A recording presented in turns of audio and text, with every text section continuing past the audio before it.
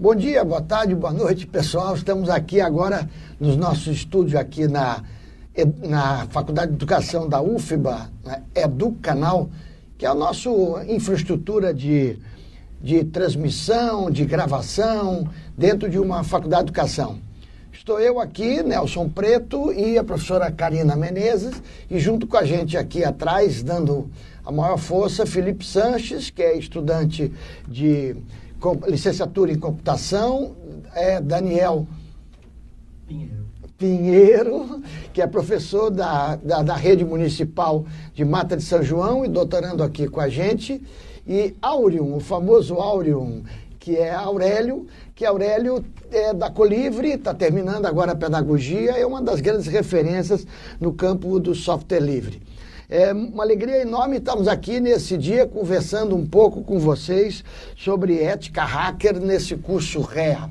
Bom, essa nossa gravação é uma gravação onde nós vamos interagir um pouco, nós só usamos software livre aqui, é uma questão de princípio, então essa transmissão, gravação, está sendo feita com um software chamado OBS. E depois vocês vão receber um pouco mais de referência sobre isso. E nas nossas páginas, no nosso grupo de pesquisa, vocês vão encontrar, então, mais material para aqueles que desejarem também se apropriarem um pouco mais do OBS e passarem a transmitir os seus eventos, as suas atividades, como nós já fazemos aqui. Já deixo o convite para vocês, depois eu passo o link, Felipe pode talvez depois botar aí, né? www.polêmicas.faced.ufba.br é o link de um componente curricular que a gente oferece semanalmente aqui pela Faculdade de Educação para todos os alunos da UFBA, para debater temas contemporâneos, e toda essa infraestrutura é utilizada para as transmissões. Muito bem, estamos aqui falando... Diga, Karina. Eu queria cumprimentar todo mundo, né? Tudo bem, pessoal? E a partir do que Nelson está trazendo... sempre que nós comentamos, né, que temos um projeto como o Educanal na Faculdade de Educação e que fazemos parte de um grupo de pesquisa que investe, que estrutura e que defende o movimento do software livre, tem gente que se espanta, né? Eu sou pedagoga, participo de eventos de tecnologia e aí me perguntam, mas o que a Faculdade de Educação tem a ver com isso? Então, acho que é extremamente importante perceber que a adoção do software livre, a adoção do conhecimento livre, da filosofia livre, o ativismo nessas áreas é uma opção política, é uma questão ética, e a educação não pode fugir disso. Pois é, e aí, enquanto a gente vai conversando aqui, Felipe vai colocando os slides e eles vão seguir vão servir um pouco de guia para essa nossa conversa, justamente porque a cultura digital, as tecnologias sociais, o uso das redes, todos esses elementos são elementos para nós estruturantes. Mas por que a gente fala nisso? E aí é importante a gente identificar mais claramente de onde nós estamos falando. E claro que quando a gente fala sobre hackers, a gente tem que escolher um começo, e esse começo podia ser muito lá atrás, mas a gente escolhe exatamente o momento mais poderoso o início da computação, onde várias pessoas foram muito importantes no desenvolvimento dessas tecnologias. E o desenvolvimento dessas tecnologias tiveram como um elemento fundamental aqueles grandes computadores, como esses que vocês estão vendo aí na tela. Eles foram desenvolvidos, mas tinham como elemento central, nesse momento da computação, a ideia da colaboração. E essa colaboração entre os cientistas, mas também a colaboração entre a meninada, que ligava seus modems, ligava seus computadores, no tempo ainda da velha linha telefônica. Se desse, a gente até fazia uma edição aqui, botando um barulhinho aquele do modem, para você lembrar o que era aquilo. E isso é um momento histórico da computação, porque eu me lembro que eu, como um dos pioneiros aqui na UFBA, na implantação da internet, junto, aliás, com vários desses históricos personagens que ajudaram a criação da internet aqui na Bahia, nós começamos a oferecer a internet aqui com 8 linhas de escada para os professores. Hoje nós ficamos conectados sem parar com os nossos celulares. Pois muito bem, esse momento histórico, ele vem desde 1900, final da década de 80 do século passado, quando esses personagens que estão aí, Carlos Afonso, que ainda está na ativa, o Tadao Takahashi, o Demi Getsu, e o Betinho, o grande Betinho, que foi quem puxou todo o movimento a partir do IBASE na construção do que a gente chamou da internet social, da internet que atendia às comunidades e os grupos organizados.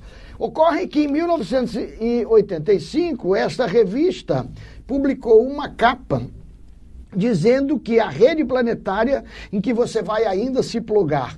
E, obviamente, nesse primeiro momento, explodiu a internet comercial e nós passamos aqui a sair pela televisão, pelo rádio, inclusive para explicar onde era o arroba no teclado, porque ninguém nem conhecia onde era o arroba, que depois veio a constituir a sintaxe do e-mail de cada um. Nesses primeiros momentos, eu usava um slide muito importante, que era trazendo uma referência a Fernando Pessoa, em que a gente brincava com navegar é preciso.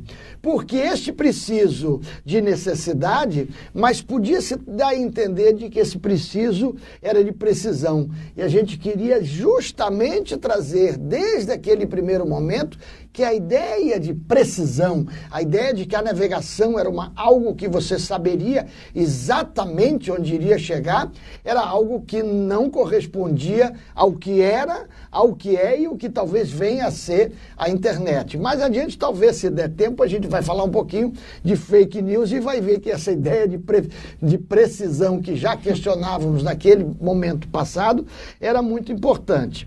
Mas observem que eu dizia que a questão fundamental desse primeiro momento do nascimento da internet é que ela foi uma tecnologia criada e não patenteada. E com isso, como é que é o nome que vocês estavam dizendo do movimento Copimismo. Copimismo. Era um movimento em que se estimulava a cópia. É o copimismo. A cópia e a reprodução. A cópia e a reprodução. Ou seja, se aquela turma, Tim Berners-Lee, Vint Cerf, Norbert Wiener, e essa turma toda patenteassem aquelas primeiras descobertas, seguramente nós não teríamos a internet do jeito que nós temos hoje.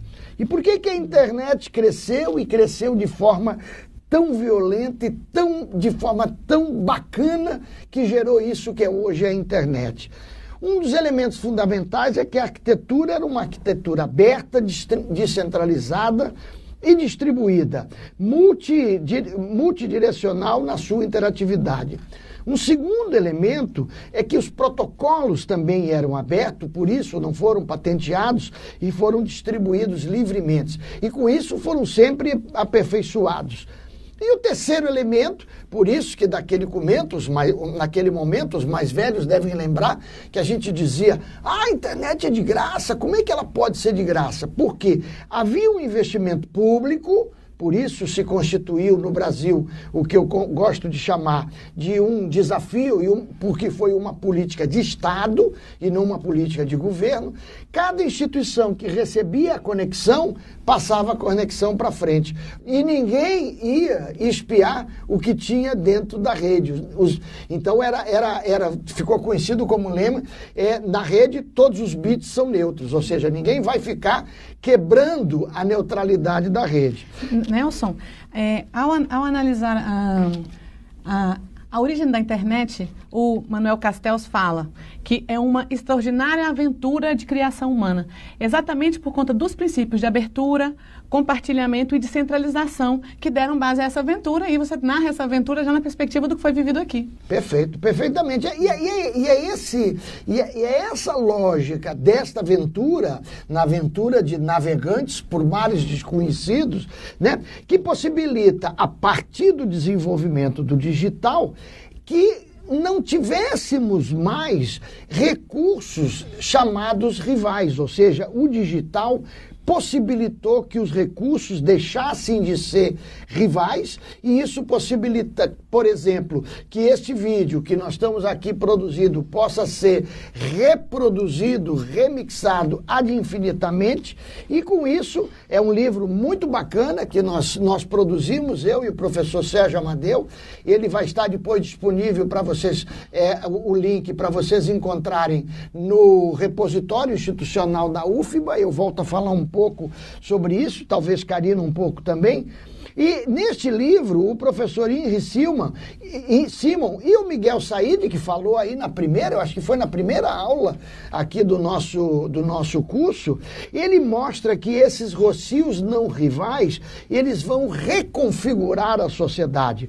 E obviamente que esta reconfiguração da sociedade possibilita a emergência daquilo que a gente chama da produção social. Produção essa que se expande de forma alucinada a partir do momento em que as pessoas se apropriam das tecnologias e se estabelece a ideia muito forte de rede.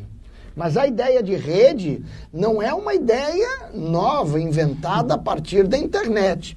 A gente precisa qualificar essa ideia de rede.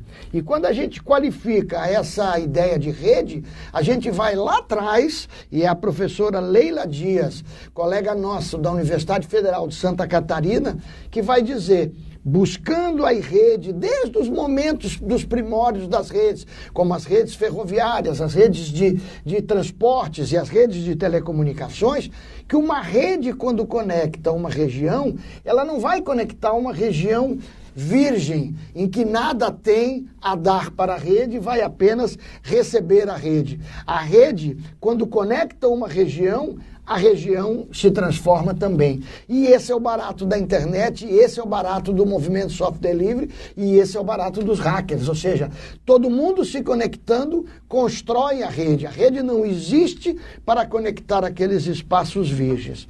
Mas aí aparece um grande problema, porque nós temos naturalizado uma imagem de rede que precisa ser qualificada.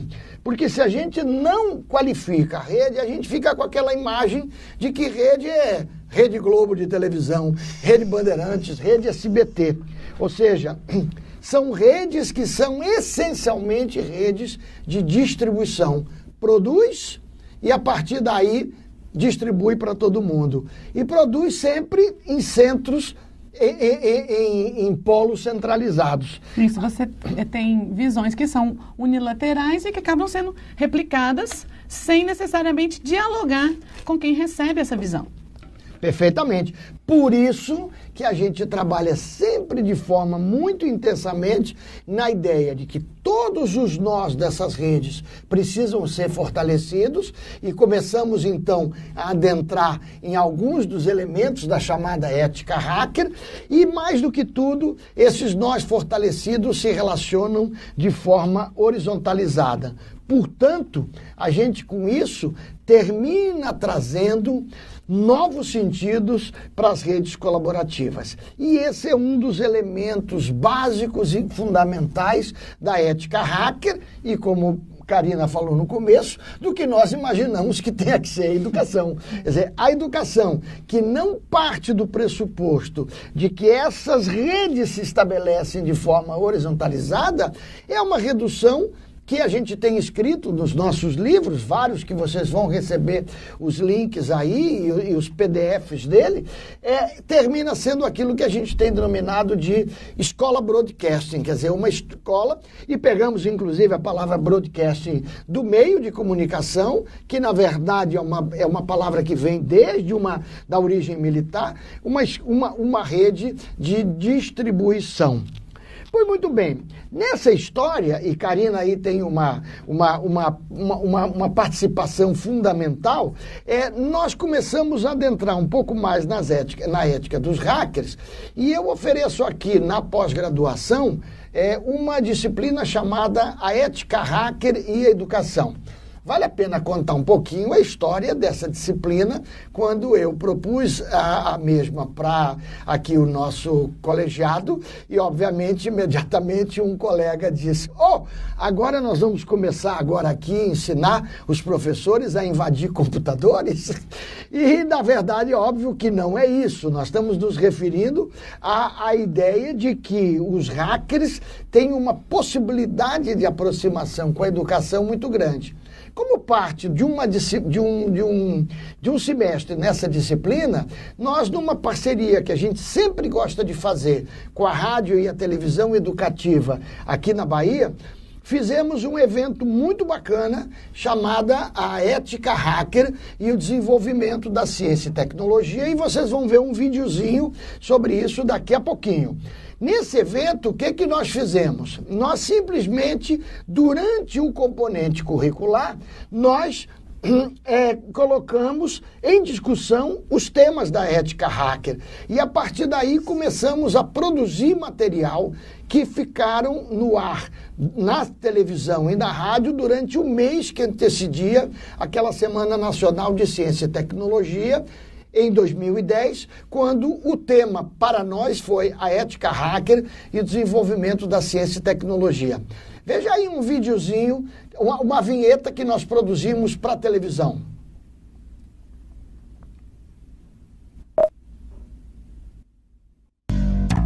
O trabalho coletivo e aberto de cientistas possibilita descobertas sensacionais. Novas estrelas são encontradas pela ação colaborativa de milhares de astrônomos amadores espalhados pelo mundo. É assim também com o genoma. Trabalhar de forma colaborativa, apaixonada e livre são alguns dos princípios da chamada ética hacker. Fique ligado, a colaboração faz coisas surpreendentes. Você consegue deixar a imagem correndo enquanto a gente vai conversando ou não? Pode? Então corte o som, porque aí o que vocês vão estar vendo são várias peças que aconteceram. Então, durante a semana, todos os programas da televisão e da rádio trataram desse tema. Então, vocês vão ver aí o TVE Debate, vão ver trechos de entrevistas no TVE Revista. E Karina, que foi quem ajudou a elaborar esse material, conta um pouquinho de toda essa ideia que saiu para chegar nesses símbolos e nessas imagens que estão aí. Bom, claro que eu tenho muito carinho por esse momento, porque foi a minha entrada na pós-graduação da Faculdade de Educação. Então, eu tenho também esse componente afetivo em relação a isso, né, Nelson? Mas, assim, em relação a esse componente curricular, nós nos debruçamos a estudar o livro do Pekka Rinnanen, que está aqui. Pega para mim, Nelson, por favor. Isso. Que é um dos autores que faz uma sistematização bastante pertinente sobre princípios da ética dos hackers, né? O Pekka é um desses autores, temos outros, mas no caso, né, nesse componente curricular, um dos nossos principais focos de estudo foi exatamente esse livro. E o Pekka Rinnanen, ele fala que a ética dos hackers, ela tem 7 valores. Os valores são esses: paixão, que é aquilo que você gosta do que faz, você sente prazer no que você faz, né? A atividade, tem aí um ativismo, uma necessidade de você se jogar, se lançar a atuar frente àquilo que você gosta, aquilo que você faz, aquilo que você acredita. A liberdade também como um estilo de vida, o respeito à liberdade tanto profissional quanto pessoal, o cuidado com o outro, em que você respeita e considera as opiniões daqueles que estão à sua volta. O valor social, que é pelo reconhecimento daquilo que você faz, reconhecido na sua comunidade. Então, percebam que esses valores, desculpa, que também o valor da abertura, que é super importante para você receber críticas sobre aquilo que você faz, para você também fazer críticas sobre aquilo que você vivencia junto com a sua comunidade e lembrando que está se zelando sempre por essa vivência comunitária e colaborativa. E por que eu estou dizendo isso? Porque quando a gente foi lendo esse livro e conhecendo mais esses princípios, fica claro, acho que ficou claro para cada um de nós, que o ser hacker não é necessariamente estar ligado a áreas de alta tecnologia. Não é necessariamente ser um programador de computadores. Porque se você tem paixão, abertura, criatividade, que eu até esqueci de falar como um valor, a criatividade, a liberdade, se você preza por esses valores, você tem toda a chance de ser considerado um hacker, independentemente da área de conhecimento da qual você faz parte. Então, por conta dessa discussão, que a gente foi percebendo que as tecnologias, elas são importantes em vários contextos sociais, não apenas naqueles contextos altamente tecnologizados. E essa marca que nós criamos para o evento, ela foi feita a partir das considerações do nosso grupo de pesquisa, foi feita a partir das considerações dos nossos colegas. Então, vocês podem perceber que mostra um mundo conectado com sujeitos de diversas culturas, de diversos locais, mostrando que essa ideia do hackerismo, a ética dos hackers, ela não está apenas nas tecnologias, ela não está apenas nas máquinas, ela está na cultura, no comportamento, ela está nas pessoas.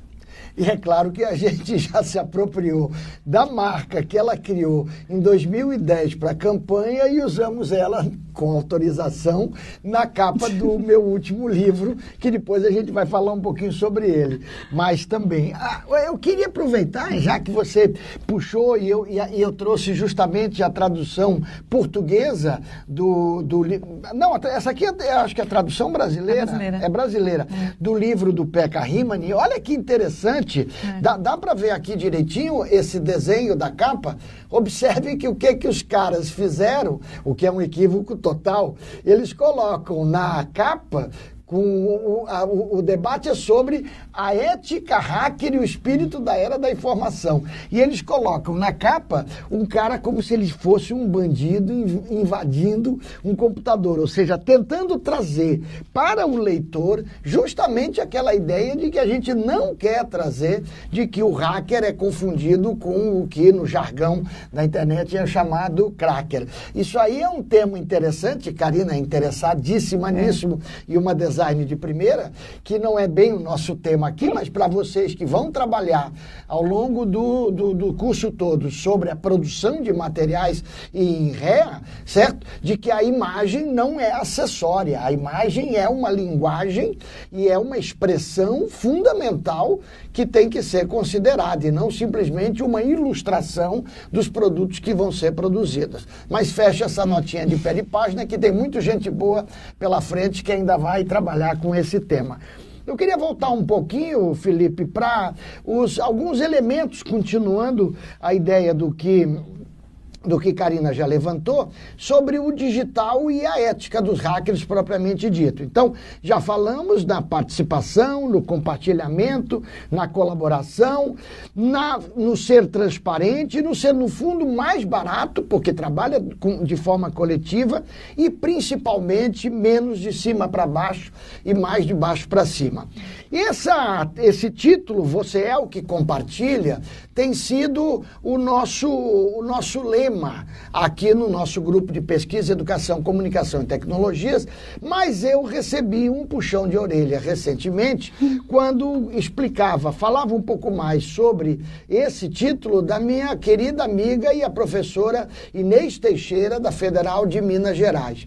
E ela alertava do perigo dessa expressão, e agora nunca mais a gente fala sem especificar ela, de que este você é o que compartilha também pode ser puxado para a sociedade do espetáculo de tal forma que o compartilhar termina transformando no constitutivo do ser. Ou seja, o compartilhar não na perspectiva da colaboração, mas na perspectiva de se colocar na sociedade. E claro que a gente lembra da Paula Sibilia com o show do eu, né? Esse momento em que nós nos colocamos de forma absurdamente exposta na sociedade, transformando esta exposição naquilo que a gente é, e não o que a gente é disponível para o coletivo. Interessante e muito bacana a observação que ela me fez, e a partir daí agora a gente vai sempre deixar isso muito claro.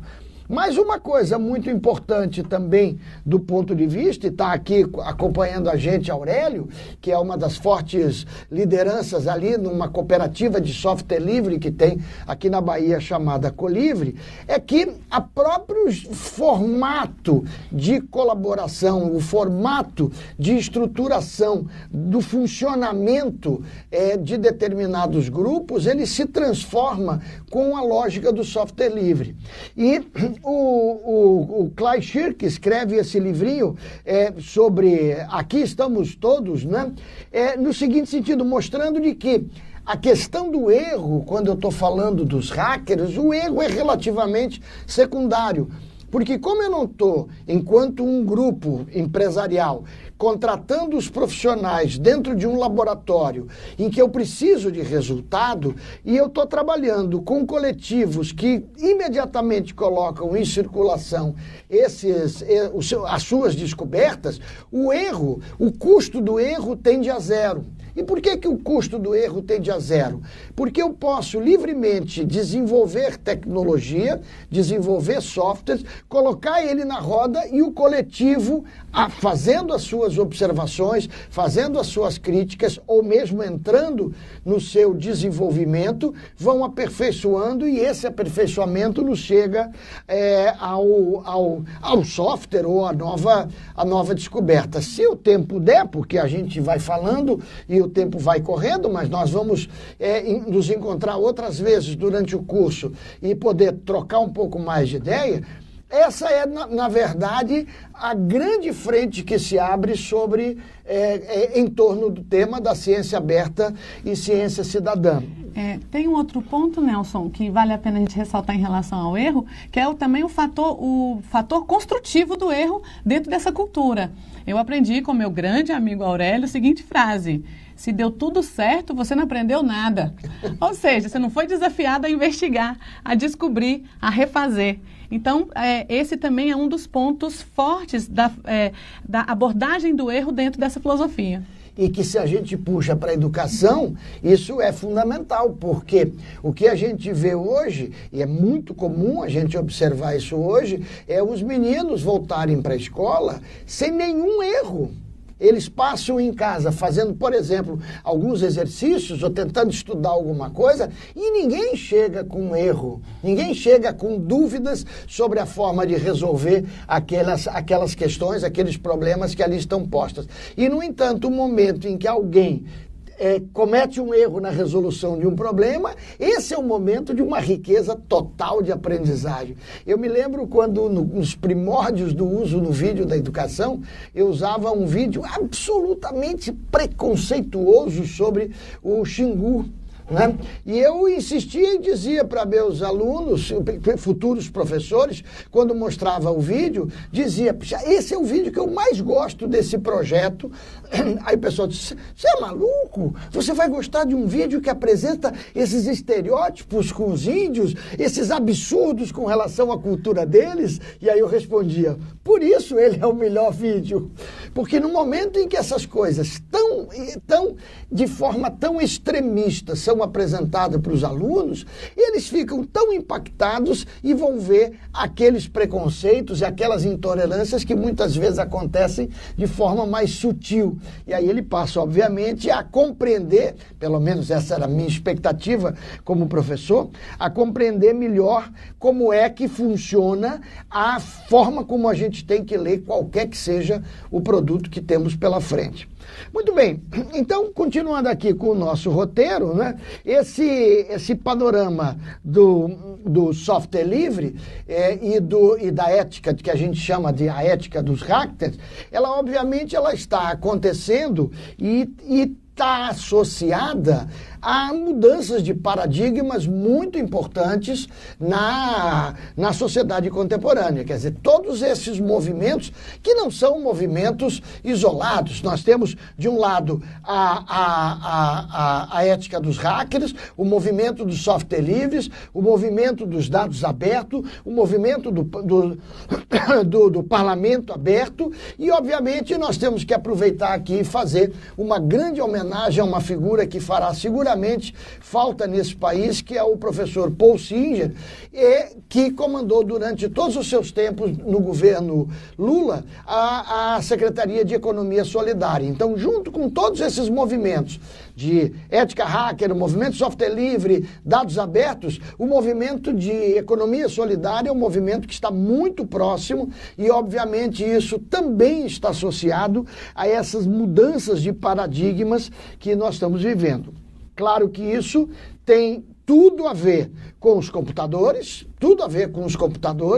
e são os futuristas, né? Esse é o Ray Kurzweil, que nos mostra que os computadores estarão no nível dos humanos em 2029, e todo esse desenvolvimento ele pode ter um pontapé inicial lá atrás, quando a gente falava da contracultura através dos tempos. Esse livrinho do Kay Goffman e do Dan Joy é muito bacana, é chamado Contracultura através dos tempos, onde ele mostra a mobilização da moçada, que é essa moçada que terminou se constituindo naquilo que a gente chamaria dos hackers em qualquer área, como você colocou, Karina, e que todo esse poder, toda essa possibilidade de transformação foi potencializada pela distribuição massiva do poder computacional. Então, quando a gente pega aqui um celularzinho e vai filmando essas coisas, pega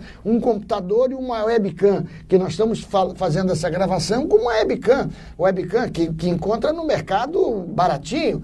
Quando tudo isso começa a estar disponível de forma mais plena, pelo menos potencialmente para a população, nós temos verdadeiras potenciais revolucionários nas nossas mãos. E é isso que tem gerado, e eu tenho insistido nisso no nosso livro provavelmente Theo Amiel vai falar bastante sobre ele também, naquilo que a gente está chamando do movimento do aberto. E esse aqui é o Peter Materu, que é um pesquisador sênior um pesquisador sênior da Unesco, falando sobre que nós estamos passando da década do eletrônico para a década do aberto. Código aberto, sistemas abertos, arquivos abertos, tudo aberto. Obviamente, este tudo aberto, Karina, é muito importante, mas nós não podemos esquecer que tudo isso está sob um profundo ataque. E eu queria pedir licença para fazer um grande parêntese, porque não dá para falar em ética hacker, não dá para falar em movimentos colaborativos, não dá para falar em todas essas questões conceituais tão importantes se a gente não observa o quanto está sendo atacada a internet, e ela está sendo atacada essencialmente pelo poder das grandes corporações. Essas grandes corporações que se concentram em torno dessas grandes plataformas como o que já ficou conhecido como o acrônimo de GAFA, que é o Google, a Amazon, o Facebook e a Apple. Esse grande grupo, e aí as próprias revistas, essa aqui que vocês estão vendo agora, que Felipe está mostrando, é uma capa da The Economist, mostrando que as informações são mais importantes do que o óleo no passado. Então, todos esses ataques que nós estamos vivendo são ataques muito importantes, e nós vimos recentemente, não sei se vocês acompanharam aí, quando esse governo temeroso, golpista, queria fazer um acordo com o Google para que as pesquisas no Google sobre a reforma da Previdência, apresentassem primeiro as pesquisas, as notícias favoráveis à reforma da Previdência. Tão favorável que nem passou, né? A mesma coisa estamos hoje vivendo com as chamadas fake news, né? Também muito importante esse debate. E claro que tudo isso tem nos levado ao que Tim Hu tem dito, que por conta do Facebook, né, da forma como ele está estruturado, o Facebook tem se tornado um depósito fechado de conteúdo que não concede controle total sobre suas informações dentro dele. Quanto mais uso desse tipo de arquitetura se disseminar, mais a web se tornará fragmentada e menor será a nossa fruição do que vem a ser o único espaço de informação universal. Então observe que nós estamos, de certa forma, perdendo a internet, e isso é muito importante. O professor Marcos Dantas, nosso colega da Federal do Rio de Janeiro, diz que nós estamos vivendo hoje um momento da mais-valia 2.0, que significa o seguinte: todos nós trabalhamos dando likes e publicando coisas no Facebook, etc. e tal, e na Amazon, para o Jeff Bezos ficar o homem mais rico do mundo. Se você observar, os 5 homens mais ricos do mundo são pessoas ligadas ao campo da TI. Este ataque está se dando tanto do ponto de vista desta concentração, como do ponto de vista da tentativa de quebra, já conseguida nos Estados Unidos, da neutralidade da rede. Eu vou pular aqui um monte de slides, né, para que a gente possa finalmente chegar ao final, a esse encerramento desse grande parênteses sobre ataque à internet, mostrando o quanto hoje nós estamos vivendo praticamente dentro de jardins morados, e a nossa expectativa, do nosso grupo de trabalho, desse grupo que está aqui nesse estúdio hoje, gravando esse nosso encontro, é de que a gente consiga efetivamente, com curso REA como esse e com tantas outras iniciativas ativistas, de fato, sairmos desses jardins morados que tem se constituído a internet hoje. Muito bem, tudo isso são possibilidades que nos trazem pensar a ética dos hackers e todo esse movimento em torno da ciência aberta e ciência cidadã. E com isso a gente abre uma outra frente de pensar possibilidades de produção de conhecimento. Karina, quer comentar? Quero comentar, Nelson. Antes da gente inserir o debate da ciência aberta, quero voltar um pouco na ideia da neutralidade. Porque eu tenho a impressão de que a neutralidade, como um direito, ela ainda é pouco entendida por muitos de nós. Porque a internet, quando ela foi criada, quando ela foi pensada, o fato dos protocolos, quando ela se disseminou, na verdade, né, quando ela foi pensada e criada, nem tanto, mas quando ela se disseminou, o fato dos protocolos serem abertos, serem compartilhados, né, como você destacou inicialmente, foi bastante importante para aquele momento histórico. E a neutralidade, ela tem a ver com você poder compartilhar todos os tipos de conteúdo sem que eles sejam monitorados. Então, se você está compartilhando um vídeo, ou um áudio, ou uma mensagem de voz, não importa, porque tudo vai como pacote, 0 e 1, não tem uma varredura, não tem um filtro. E hoje, nós precisamos estar muito atentos, porque nós vivemos uma cultura hegemônica muito centrada nos monopólios. Sejam monopólios econômicos, monopólios de comunicação, enfim. E isso faz com que esses espaços que são democráticos, que são verticalizados, estejam o tempo todo correndo risco. Então, quando o Nelson destaca essa preocupação com a quebra da neutralidade, é importante deixar claro que quebrar a neutralidade é também quebrar o jeito de fazer ciência. E era isso. Não, era isso, e isso é fundamental. Isso é fundamental. Fala, Aurélio. Venha mais perto e grita aqui para nós que vale a pena. A Marina queria dizer horizontalizado, ela disse verticalizado. Não, era para ser horizontalizado.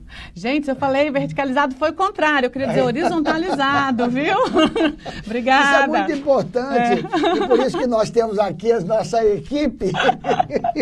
Porque esta ideia de horizontalidade, inclusive, que você linka da neutralidade com o jeito de fazer ciência, tem a ver com a própria estrutura como a ciência tem sido produzida. E o exemplo melhor de tudo isso é a indústria dos fármacos, que nos seus laboratórios centralizados, verticalizados, terminam patenteando determinados produtos, que são produtos fundamentais para o desenvolvimento da saúde, da saúde planetária, e você não consegue, por exemplo, usar remédios da AIDS em continentes como o continente africano, porque as grandes empresas querem, inclusive, lucrar coisas absurdas sobre isso.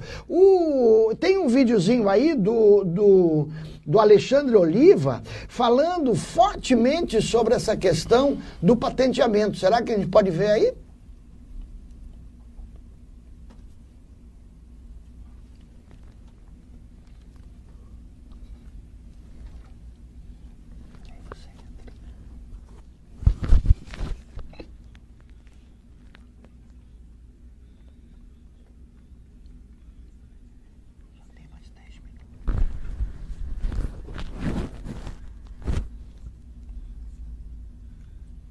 Uma coisa que ninguém tinha feito antes. Eu vou manter segredo sobre isso. Eu não quero que ninguém mais saiba, porque aí eu vou ter uma vantagem. Eu vou conseguir produzir uma coisa que ninguém mais sabe produzir. Eu desenvolvi um processo de produção, de transformação de matéria que ninguém sabe fazer. Então, eu tenho uma vantagem produtiva aqui e eu posso legitimamente manter esse segredo para mim. Mas manter esse segredo não é de interesse da sociedade. Seria melhor para o progresso da ciência e da tecnologia que essa informação viesse a público, para que outros pudessem conhecer, não só para ter concorrência no mercado, que a gente sabe que é bom para todos, menos para o monopolista, né? Mas também porque com esse conhecimento difundido, outros vão poder acelerar o desenvolvimento. Não vão ter que redescobrir a roda, vão poder usar a roda para ir buscar o conhecimento e chegar mais rápido. Então, os estados, os países, né, as nações que instituíram leis de patentes, fizeram isso com a premissa de que, bom, eu ofereço para o inventor o seguinte acordo: eu te dou um monopólio por um tempo se você publicar a sua invenção, para todo mundo poder evoluir a sua ideia. Ainda vão ter que te pedir permissão para usar na indústria durante algum tempo, mas agora vai ser por um tempo. E aí o cálculo quanto tempo será que vale a pena, quanto do meu monopólio vai durar sem que alguém descubra a coisa de forma independente. Se alguém descobrir de forma independente, o cara que manteve o segredo não tem mais o que fazer. Agora, o cara que aceitou o acordo proposto pela sociedade, falou: eu vou publicar a minha invenção, então esse cara está protegido, né, vamos dizer assim, ele preserva o monopólio da patente durante mais tempo. Agora, monopólio, a gente sabe, nunca é uma boa ideia, quer dizer, nunca é muito forte, mas só faz sentido em situações muito controladas e muito cuidadas. Só que não tá, assim, não funciona, de novo, porque é para incentivar a criatividade, então não é assim que faz, né? O inventor, assim como o artista, tem que abrir o leque e não focar. Então, não rola.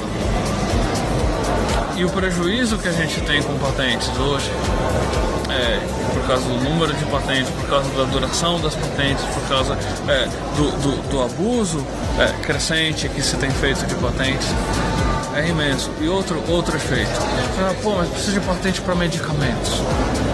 Será que a gente vai oferecer prêmios para quem encontrar uma droga que cure essa doença aqui, que está causando um dano imenso numa região, enfim, vai ganhar uma bolada. é uma outra forma de remunerar a invenção. E ela tem a seguinte vantagem. Hoje, a maior parte dos laboratórios farmacêuticos, eles não estão procurando curas para doenças.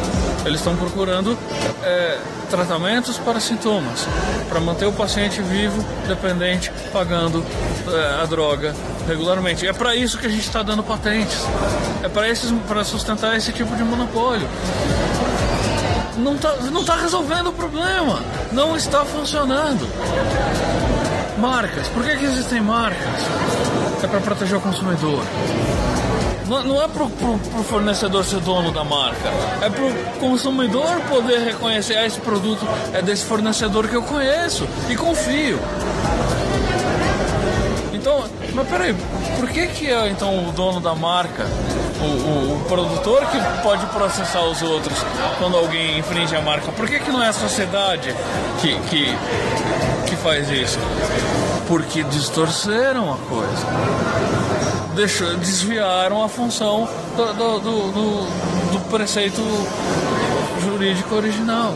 Então todas essas coisas têm, sim, graças à instituição do termo guarda-chuva, propriedade intelectual, que gera esse tipo de confusão e faz as empresas pensarem: como é que eu monetizo isso, como é que eu restringo isso, como é que eu garanto que isso continua meu, porque passa a ser patrimônio,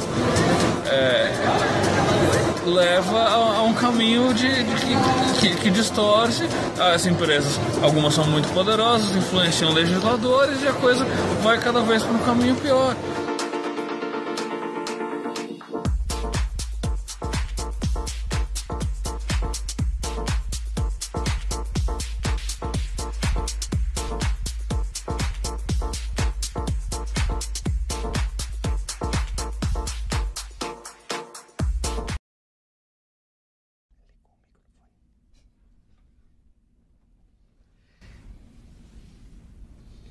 Bacana, Alexandre. Eu dou risada porque Alexandre Oliva é uma grande figura e uma liderança importante na Free Software Foundation na América Latina.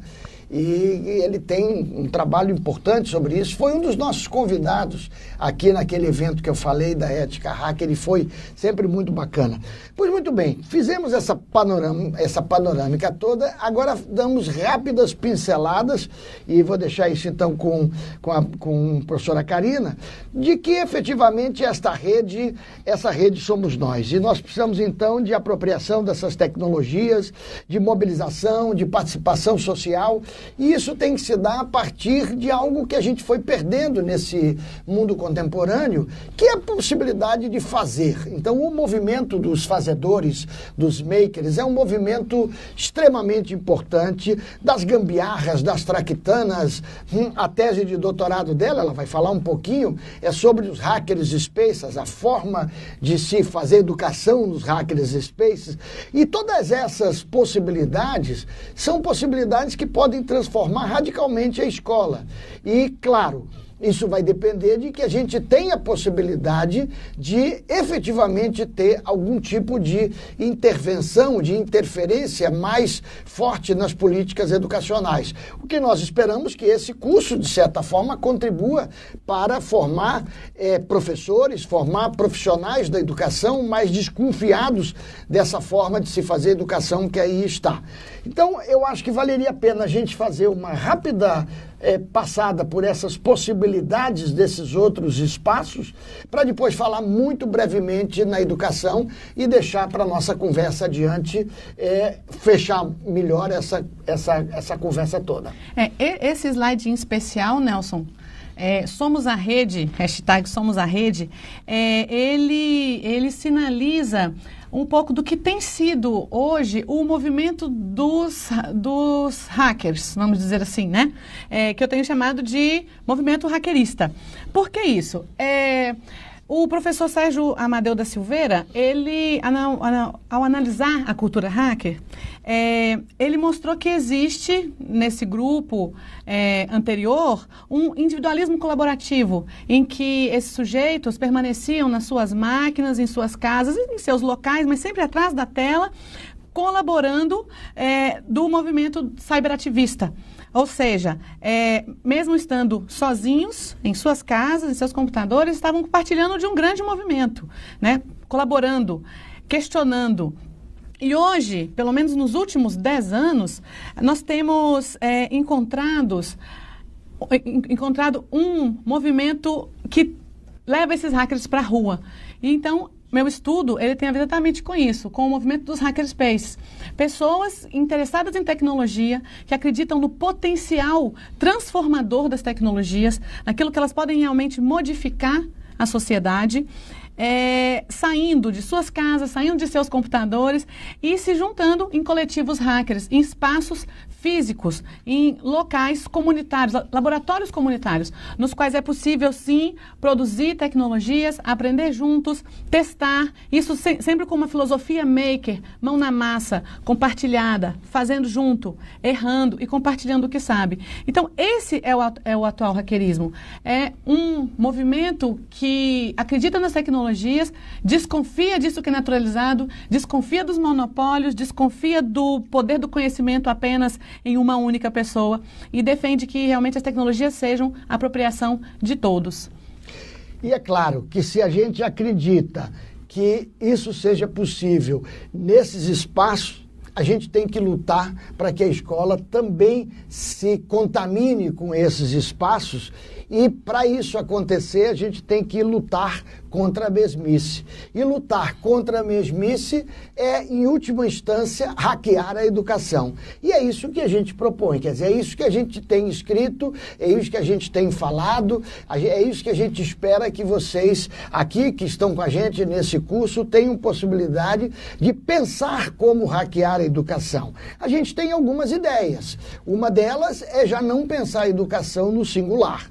Ou seja, acreditamos que é importante pensar em diversas educações e, por isso, nosso total estranhamento com essas bases nacional comum curricular da forma como está posta, porque ela efetivamente ela impede as educações e quer implantar uma educação hegemônica no Brasil inteiro. Mas quando a gente fala em educações, o que a gente está querendo dizer é que a gente está propondo um diálogo permanente entre estes espaços que Karina falou, entre a escola, entre os saberes que são ditos populares, são os outros saberes. Aqui na Bahia, por exemplo, o saber fundamental é o saber africano, o saber que estão nos terreiros de candomblé, que tem uma ciência, tem uma liturgia, tem uma linguagem, tem uma perspectiva ambiental. E com isso, nada fica jogado fora. Você continua tendo a ciência moderna, você continua tendo o universal, dialogando com o local, e todos esses processos são processos que vão construir o tempo inteiro uma nova ideia de participação ativa na sociedade. Por isso, inclusive, eu gosto sempre de dizer de que nós, né, no meu currículo Lattes, que é a nossa grande vez, assim, eu sou professor e ativista, porque o ativismo, a mobilização, a participação social é fundamental. E a escola precisa estar inserida nesse contexto de comunicação. E tento encerrar aqui a minha parte para deixar um pouquinho com Karina nesse final e depois a gente faz um grande finale, dizendo de que essa perspectiva de comunicação, ela exige de nós, professores, que sejamos cada vez mais intelectuais públicos, intelectuais que se apropriem de todas as possibilidades de comunicação. E que a web, esse